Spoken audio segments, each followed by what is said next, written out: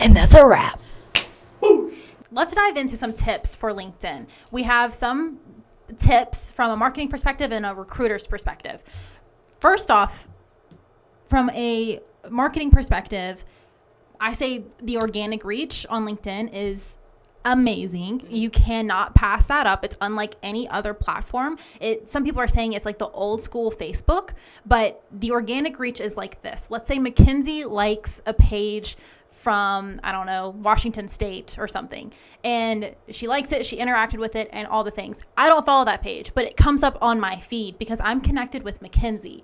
So let's say I like that page or I like that post so much that I started following that group. That's how the organic reach works. Yep. It is very much like, here's what this person is doing, and you interact with this person a lot because they're part of your personal network. Yeah. So you may like what they're looking at, what they're posting, and this, that, and the other. So now I get to go around my network, and I'm connected to a new platform or a new page, and it just keeps growing from there. So you don't have to do that much other than interact and connect and hang out on LinkedIn, because LinkedIn does all the work for you, basically. Right.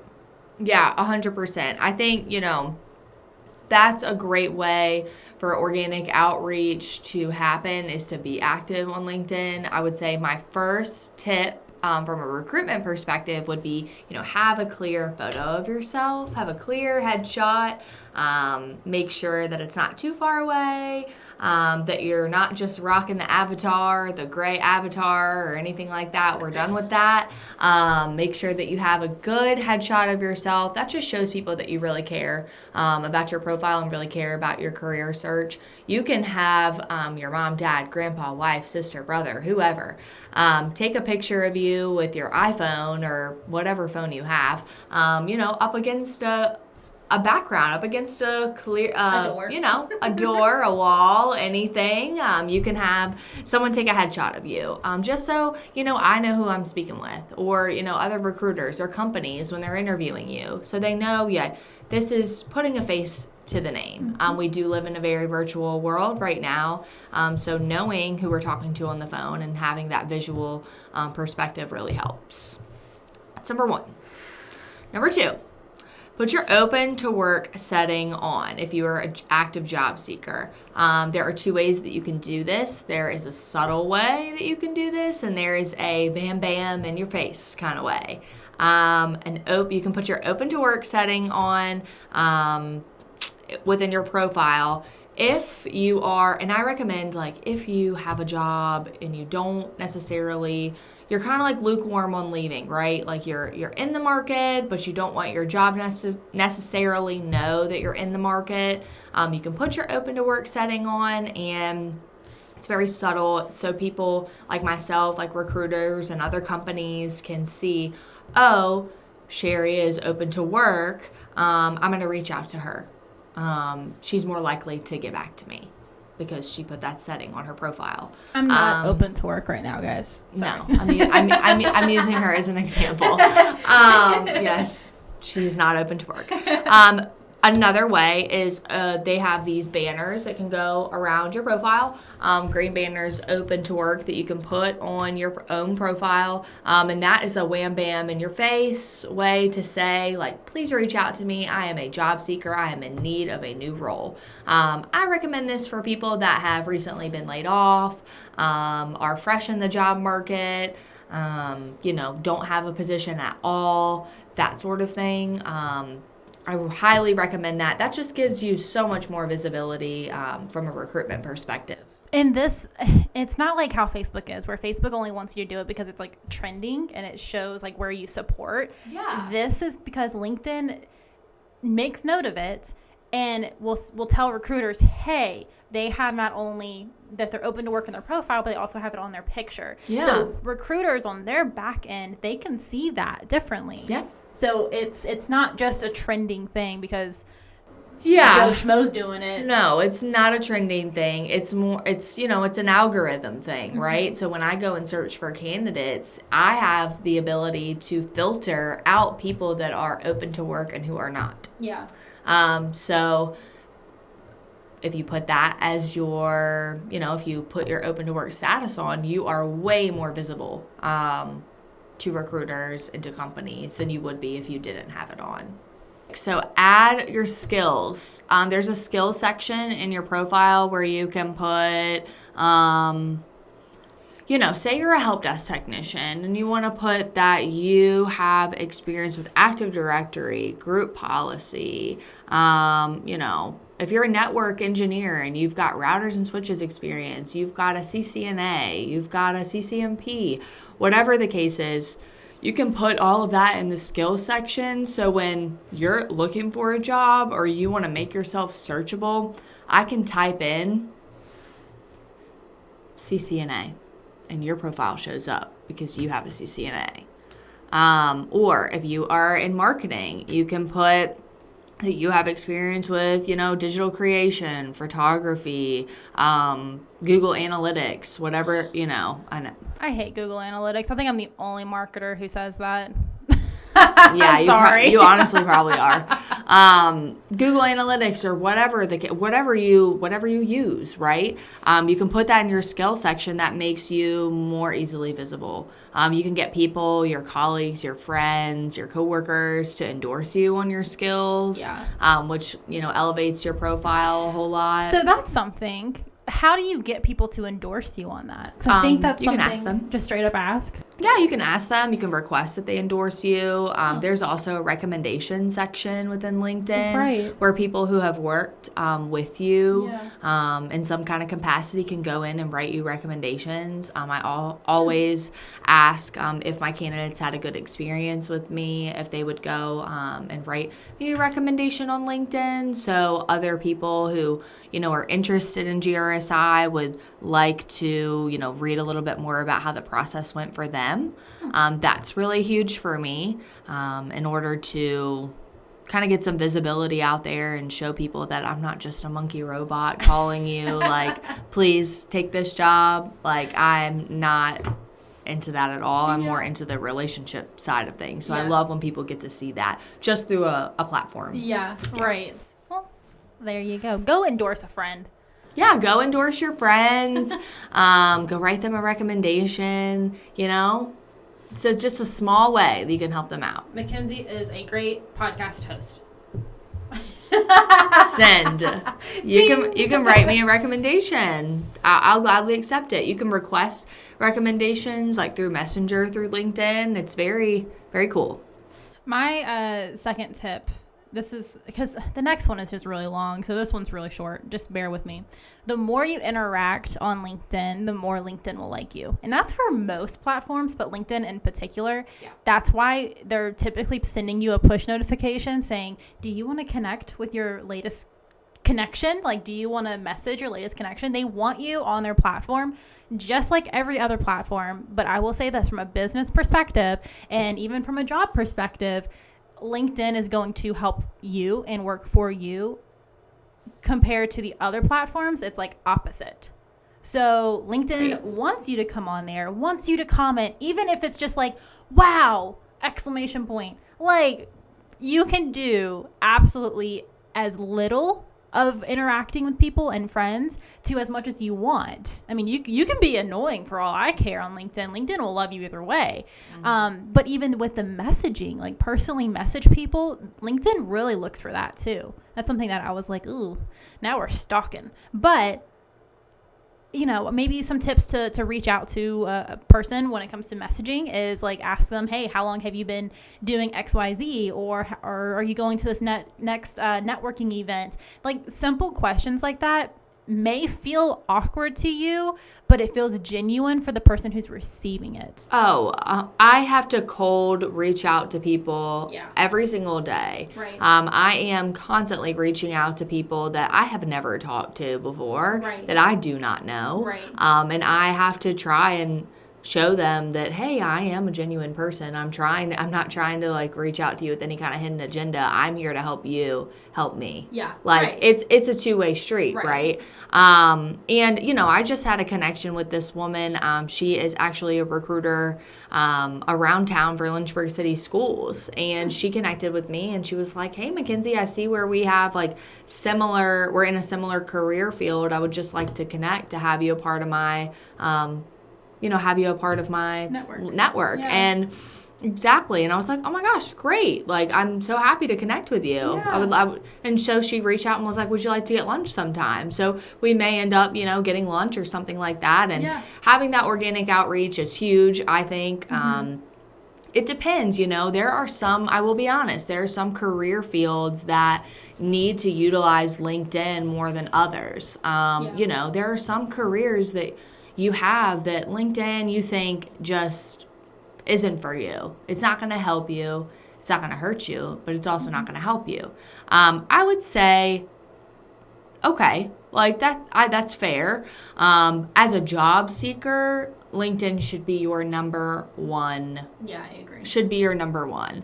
Not to knock any other job boards, because I use tons of job boards and I love them very much. But I will say LinkedIn is the most visibly appealing, quickest way to reach someone other than picking up the phone and cold calling them. I think also LinkedIn will give you the confidence that you need in order to start looking for jobs.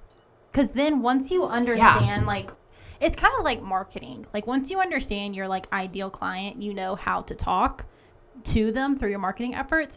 If you understand your ideal job, you'll understand what you need to do and where you need to go in order to get that position.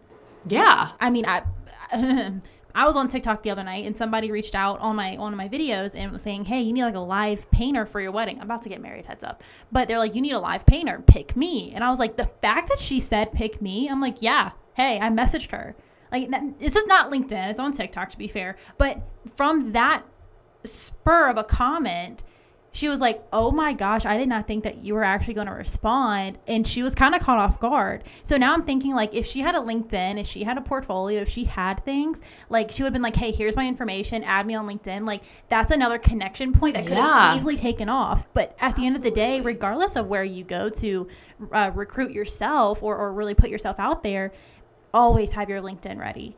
You never know. Yes, 100%. I love, connecting with people on LinkedIn. If I go to a networking event or, back pre-COVID when we actually did networking events, I have not been to one in 2 years. Maybe. We gotta go. Yeah, I haven't been to one in forever. But like right when I got home or when I got to work the next day, after I was looking at people's business cards, I was like trying to like find their LinkedIn profile and connect with them, because and it's a bummer when they don't have it. It's such a bummer when they don't have it. You're totally right. Even as a recruiter, it's a bummer when I see a good resume on another job board and I go and look them up on LinkedIn and they don't have a LinkedIn. And I'm like, wow, you have such an amazing resume. You've had such a great career. You could have utilized this platform so much more. Yeah. And you can't add them on Facebook. No. I mean, some recruiters do use Facebook. I'm not a Facebook user. Just make a Facebook page fan or a fan page. Yeah, I'm not a Facebook recruiter. I'm just not. But some people are. Some people on my team have used Facebook and have been really successful with it. It's just not what I use personally. But yeah, I think my last thing, and Sherry kind of touched on this from a marketing perspective, is be active. This is a free place, right? This is a free place where you have an opportunity to build your professional brand. You can connect with colleagues, potential employers, alumni from your college or high school, and this is a place where you can connect with them and see what they're doing. Like we talked about at the beginning, I didn't really know what Sherry was going to do with her career, and nor, vice versa. She didn't know what I was going to do either. LinkedIn was a way that we reconnected as adults, and now we work out together all the time. Shout out to Peloton. Shout out to Peloton. Please put the video chat back. We miss that. Yeah, please put your video chat back, Peloton. Yeah, we get on the Peloton basically every week together. We go to other workout classes around town together. We talk a lot more. You know, she was the videographer at my wedding, and now I'll be going to her wedding. So, you know, we connected. We were best friends from the time we were like 7 years old until about 15. And then, you know, went our separate ways, and now we've reconnected. I think LinkedIn has been a huge part of that. Yeah. You just never know what kind of like personal relationships it can lead you and professional relationships. And I think that's the biggest stigma that it can land you. Yeah. It is, people think they have to put on their best suit and tie when they go on LinkedIn. Yeah, no, you don't. I mean, there is a certain degree where I think you need to be professional on LinkedIn. But, you know, I post things all the time about my life and how my job goes hand in hand with how I live my personal life. Can I ask you a question about a post that you made? I'm really curious about your reach. Yeah. When you posted your the 2 doodles. Okay. What was your reach? Did you see? No, but we can pull it up right now. I've like it's come up on my feed multiple times before, and I'm like, dude, people are still like liking it and commenting, and I'm just really curious how many people it reached. Like how many people saw it, yeah, but didn't particularly. Oh, just impressions. I don't think I had that many. And this just goes to show that you don't have to just post about job things. Post about like your work from home environment. In the past 7 days, I've had almost 3,000 post impressions. Go onto that one post though. 4,184 post impressions. Show the camera. Show the people. These are just of her dogs. And they're so sweet. This is my shout out to Chipper and Addie. But I did. I posted a picture of my dogs because one of my favorite parts about working from home is the fact that I can be home with my 2 golden doodles all day long for the most part. I have the flexibility to just do so much working from home. But yeah, I think I got like 72 likes or something like that. But I had 4,185 impressions. And that's on one post. That's huge. Just one post about something that's really not work related. Like they're your best buds when you're working from home. Right. But if you're thinking about ideas on like what to post, this is perfect. Just be yourself. You don't need to put on your cleanest suit and tie or your sharpest dress. You don't need to do that. Just be yourself. I literally have a photo of me like in this weird pose, and I was just trying to say like, let's make light of LinkedIn. Like you can show your personality. Yeah. Like it's okay. I encourage you to show your personality. I think that makes you look human. Yes. We're all human. We're not our jobs, even though we spend most of our life, the beginning of our life working. Yeah.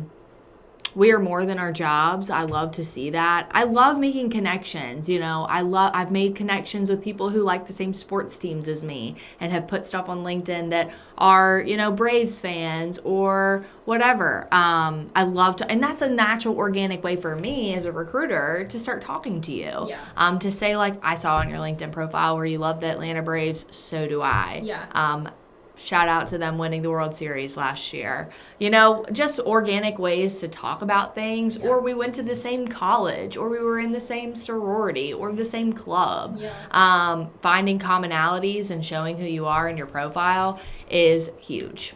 So my last tip, this is something really interesting, and I just recently found out about it, and I check it often, and I really shouldn't because I don't like social media platforms to dictate how well I'm doing to a full extent of like quote unquote ranking you and grading you. Yeah. I think a lot has to do with just personable relationships. But this is really cool. It's from LinkedIn.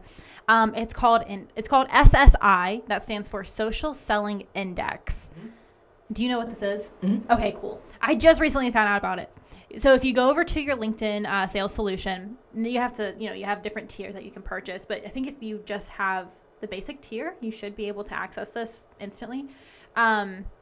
Go over to the resources on the top of the page. Then at the top of the banner, it'll have something in reference to like social selling, and then you'll have a click button saying get your score. So you're in sales. LinkedIn will show you where you need to improve on like how to connect with other people. So they rank you by your industry, SSI rank. So again, industry, social selling index, networking, and then the social selling index even goes even deeper to measures how effective you are, establishing your professional brand, like who you are and what you do, not just what your company does and how you help, but more like who are you at this company? Finding the right people, engaging with insights, and building relationships. So all 5 of those really kind of crafts your total SSI ranking, as well as your industry, your networking, and just your social selling in general.